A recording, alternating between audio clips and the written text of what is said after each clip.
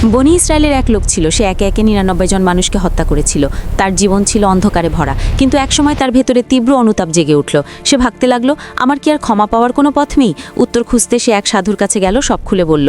সাধু হতভম্ব হয়ে বলল, এত বড় অপরাধ, তোমার তওবা কবুল হবে না। এই কথা শুনে তার ভেতরের হতাশার আগে পরিণত হলো। সে বলল, যখন আর ক্ষমাই নেই, তাহলে তোমাকেও ছেড়ে দিচ্ছি কেন? ক্রোধের বশে তাকেও হত্যা করলো। এভাবে সংখ্যা দাঁড়ালো ১০০, কিন্তু তার অনুতাপ থামেনি। এবার সে এক জ্ঞানী আলেমের কাছে গেল, কাঁদতে কাঁদতে বলল, আমি ১০০ জনকে হত্যা করেছি, আমার কি তওবার সুযোগ আছে?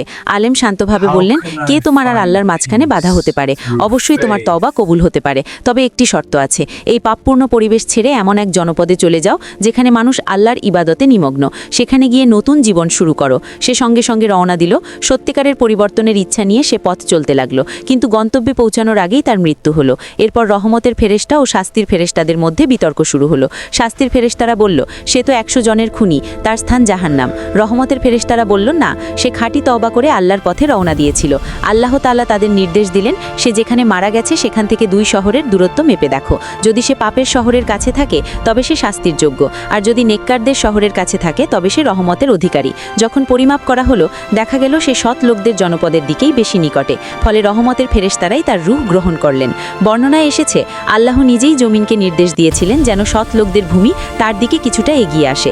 এই কাহিনী আমাদের শেখায়, পাপ যত বড়ই হোক, আন্তরিক তওবার দরজা কখনো বন্ধ হয় না। আল্লাহর রহমত মানুষের কল্পনার চেয়েও অনেক